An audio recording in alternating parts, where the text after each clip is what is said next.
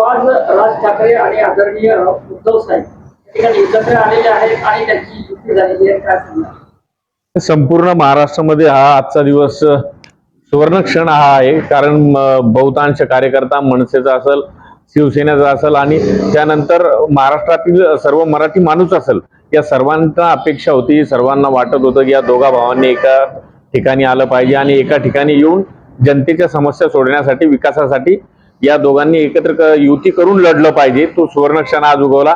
सन्माननीय राजसाहेब आणि उद्धव साहेब आज यांनी संयुक्त पत्रकार परिषद घेऊन युतीची घोषणा केलेली आहे.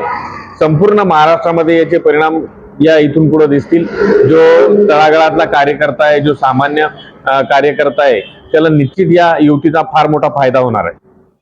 येणाऱ्या स्थानिक स्वराज्य संस्थेच्या निवडणुका आहेत, महानगरपालिकेच्या निवडणुका आहेत, त्या ताब्यातील असं वाटतं 100% महानगरपालिकेच्या निवडणुकीमध्ये आगामी येणाऱ्या जिल्हा परिषद आणि पंचायत समितीच्या निवडणुकीमध्ये फार मोठा फायदा या युतीमुळे 100% होणार. बुलढाणा जिल्ह्याचं चित्र बदलेल असं वाटतंय का? 100% बदलेल. येणाऱ्या आगामी काळामध्ये बुलढाणा जिल्ह्यामध्ये जिल्हा परिषद आणि पंचायत समितीच्या निवडणुका आहे.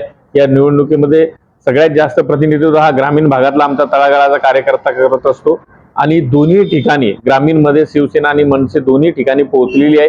दोन्ही कार्यकर्ते एका ठिकाणी येऊन हातात हात घालून जेव्हा लढतील त्यावेळेस निश्चित जागा वाढणार आहे आणि स्थानिक स्वराज्य संस्थेमध्ये आमचा प्रवेश हा होणार.